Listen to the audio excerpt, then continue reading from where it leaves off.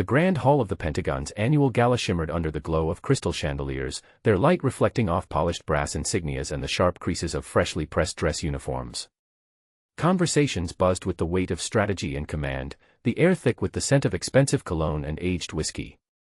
Amid this sea of military excellence, Emma Carter stood alone, a figure so unassuming she might have been a shadow cast by the opulence around her. Her dress was simple, navy blue, modestly cut, nothing that spoke of rank or prestige. Her hair was pulled back in a neat bun, strands escaping here and there as if from a hurried adjustment rather than a deliberate style. She held a glass of water loosely in one hand, the other tucked behind her back. Her eyes scanned the room, calm but vigilant, absorbing every detail without drawing attention. Guests moved past her with practiced indifference. Officers in immaculate uniforms exchanged knowing nods and whispered jokes, occasionally casting glances at Emma, their expressions a blend of curiosity and amusement. To them, she was an outsider, a civilian volunteer who had somehow slipped into their inner sanctum. General Harding, a towering figure with medals that gleamed like stars on his chest, barely spared her a glance, dismissing her presence as insignificant. "Who invited her?" a young lieutenant murmured to his companion as Emma passed by. The response was a snicker, a quick shake of the head. The hall was a theater of power, and Emma was an extra in a play she was not meant to be part of. Despite the cold stares and whispered mockery, Emma's posture remained composed. There was no tremor in her voice when she answered polite inquiries, no hesitation when she nodded at the appropriate moments. Yet beneath that calm exterior, her hands betrayed her, just slightly, a subtle tremble that a careful observer might notice. It was a quiet signal, a secret pulse of tension that belied the simplicity she projected. Captain Reynolds, standing near the edge of the room, observed her with a keen eye. Unlike the others, he did not dismiss Emma as a mere civilian. Something about her, the way she held herself, the precision with which she moved, suggested there was more beneath the surface. His gaze lingered as she maneuvered through the crowd, unnoticed yet fully aware. The contrast between Emma and the rest of the attendees was stark. Around her, the officers wore their ranks like armor, their confidence bolstered by years of service and the unspoken hierarchies that governed the military world. Their laughter was easy, their conversations punctuated by jargon and references to missions only they understood. Emma, by contrast, was a study in quiet resilience, her simplicity a shield rather than a weakness. Whispers followed her as she paused near a group of senior officers discussing strategy. "She's out of place," someone said softly. Another added, "Maybe she's just here because she knows someone important." The implication hung in the air, her presence was an anomaly, a puzzle that didn't quite fit the picture. Emma's eyes flicked briefly toward the source of the murmurs before returning to her careful observation of the room. Each smile she returned was measured, each nod deliberate. She was gathering information, piecing together fragments of conversation and glances, building a mental map of the evening's undercurrents. As the night deepened, the gulf between Emma and the rest of the guests seemed to widen. The gala's atmosphere, charged with camaraderie and rivalry, enveloped everyone except her. She was a still point amid the swirling currents, an island of calm in a sea of polished arrogance. Yet, within that calm was a subtle tension. Emma's breath remained steady, but the slight trembling of her hands hinted at the weight she carried. She was not here by chance or for mere social niceties. Beneath the plain exterior and the modest dress lay a purpose sharpened by experience and hardened by sacrifice. Captain Reynolds took a cautious step closer, his curiosity overcoming his usual reserve. "You seem familiar with military protocols," he said quietly as he approached her during a lull in the proceedings. His voice was low, meant only for her ears. Emma glanced at him, her expression steady yet unreadable. "I've had to learn quickly," she replied, her tone neutral but confident. The words were simple, but the conviction behind them suggested a depth of knowledge and experience far beyond what her appearance might indicate. Reynolds studied her for a moment longer, the flicker of recognition dawning in his eyes. "Most civilians wouldn't know how to navigate this crowd without drawing attention," he remarked, a hint of respect creeping into his voice. Emma allowed herself a brief, almost imperceptible smile. "I'm not most civilians," she said softly, then turned her gaze back to the throng of officers, her eyes sharp beneath the calm surface. The evening wore on, the layers of pretense and ceremony unfolding like a complex dance. Emma moved through the room with quiet purpose, a shadow among the bright lights and polished metals. She listened, observed, and waited, each moment bringing her closer to a truth hidden beneath the gala's glittering facade. In the midst of the laughter and speeches, the clinking of glasses, and the murmurs of strategy, Emma remained a constant, unnoticed by most, yet undeniably present. Her simplicity was her camouflage, her quiet demeanor a mask that concealed a story waiting to be revealed. As the clock ticked deeper into the night, and the guests reveled in their world of hierarchy and honor, Emma's calm exterior held firm. Beneath it lay a simmering tension, a subtle tremor of resolve that promised this evening was only the beginning of a much larger story. The hum of the gala continued to swell as Emma navigated the crowd with careful precision, each step measured, each glance purposeful. The laughter and clinking of glasses masked the undercurrent of tension that she carried beneath her composed exterior. Her simplicity was no accident, it was a cloak, one woven carefully to deflect suspicion and allow her to move unseen through the ranks of power. Flashbacks flickered at the edges of her mind, the harsh desert sun beating down during a covert mission, the sharp bark of orders given in code, the cold steel of betrayal cutting deeper than any wound. These memories were her compass, guiding her through the glittering maze of the Pentagon's elite. She paused near a group of officers gathered around a polished oak table, their voices low but laced with urgency. Emma's ears caught fragments of conversation, mentions of sensitive operations and names that she recognized from her past. The weight of those words settled heavily on her, confirming the suspicions that had brought her here. As she listened, a soft murmur rippled through the crowd nearby, and Emma's name was spoken with thinly veiled derision. That civilian volunteer barely knows her way around basic protocol, someone scoffed, eyes narrowing in judgment.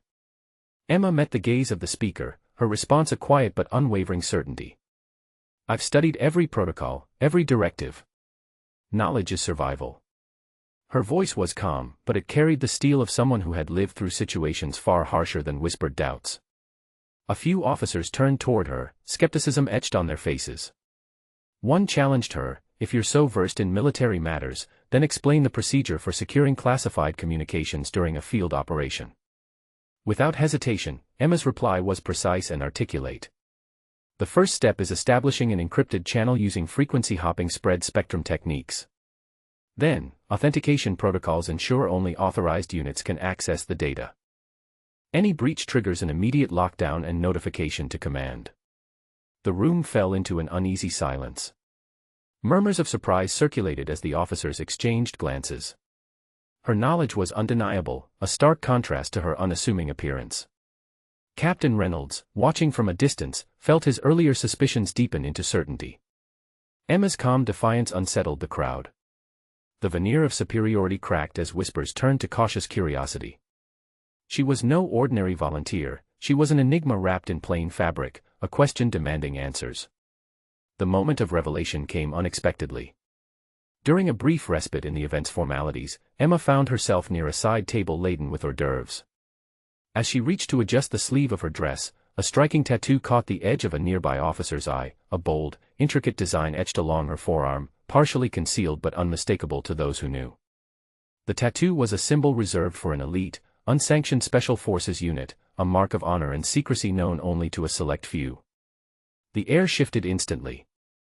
General Harding, who had been addressing a small group nearby, caught sight of the mark. His face paled, his confident posture faltering as memories flooded back, missions shrouded in silence, comrades lost to betrayal, truths buried beneath layers of deception. Gasps rippled through the crowd as eyes turned toward Emma. Whispers exploded into murmurs of recognition. The woman they had dismissed as a mere civilian volunteer was none other than a decorated war hero, a legend believed to have vanished after a botched mission overseas. Emma's steady gaze met Harding's, the silent acknowledgement passing between them heavy with unspoken history. The tattoo was not just ink, it was a testament to sacrifice, resilience, and a past that refused to be erased. The atmosphere grew charged with tension. Officers who had mocked her moments before now regarded her with a mixture of awe and apprehension. Captain Reynolds stepped forward, his voice low but firm. Emma Carter, formerly Raven 6. Your presence here demands explanation.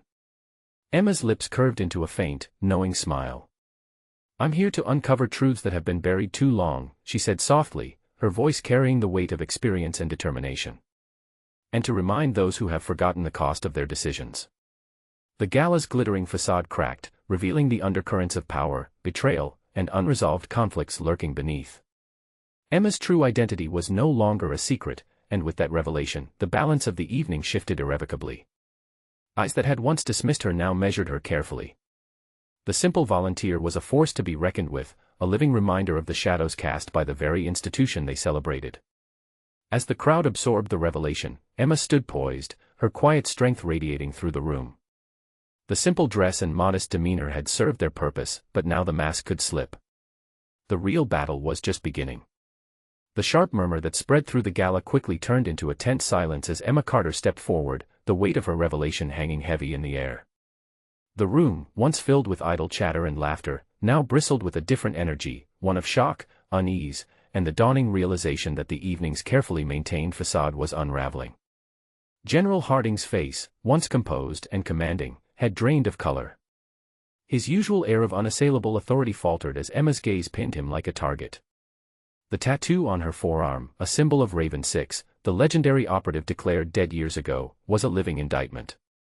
It was a testament not only to her survival but to the secrets she carried and the truths she was about to expose. Emma's voice cut through the silence, steady and resolute. "General Harding, you stand here tonight as a man revered by your peers, but I bring evidence that your leadership has endangered lives and compromised operations for personal gain. The sacrifices of those who served under your command have been betrayed." A murmur rippled through the crowd, eyes darting between Emma and Harding as the tension thickened. Emma reached into her bag and pulled out a slim tablet, the screen glowing with encrypted files and financial records she had painstakingly gathered over months. With a few swift motions, she projected the documents onto the large screen behind the head table. The evidence was damning: covert communications revealing unauthorized dealings, financial transfers linked to foreign interests, and mission reports marked with deliberate falsifications. The betrayal was not abstract theory, it was documented fact, etched in binary code and encrypted messages that none could deny. Harding's composure shattered. "This is preposterous. Fabricated," he barked, but his voice lacked conviction. The officers around him shifted uncomfortably, some exchanging uneasy glances as doubt took root. Captain Reynolds stepped forward, his expression grim. "The evidence speaks for itself, General. These are not mere allegations but proof of misconduct that cost lives." Security personnel moved discreetly through the crowd, their presence signaling that the evening had shifted from ceremony to crisis. Harding's eyes darted around, searching for allies, but the room no longer offered sanctuary. The weight of betrayal pressed down, isolating him in a sea of judgment. Emma lowered the tablet and met Harding's gaze directly. "I lost comrades because of your reckless decisions. Tonight, that ends. You will answer for your actions." As security officers approached Harding, the crowd's mood transformed. The earlier skepticism and derision turned into respect and solemn acknowledgement of Emma's courage. Whispers of her past bravery and sacrifice circulated, painting a portrait far different from the simple volunteer they had first dismissed. In the wake of the confrontation, high-ranking officials convened quietly, acknowledging the necessity of change. Emma was approached by senior members of the military intelligence community, their faces marked with a mix of relief and hope. One officer spoke quietly, "We need someone with your experience and resolve to lead a new task force. To root out corruption and protect those who serve." Emma nodded, the weight of the offer settling upon her. Her simplicity had been a shield, but now it was a foundation to build upon. The scars she bore, visible and hidden, were not marks of weakness, they were emblems of resilience and unwavering commitment. As she stood amidst the shifting currents of power, Emma allowed herself a moment of reflection. The path ahead would be fraught with challenges, but she was ready. The battlefield had changed from foreign deserts to the halls of power, and she would fight with the same determination. Her tattoo, once a secret symbol of survival, now gleamed under the chandeliers, a silent vow to carry the fight for justice wherever it was needed.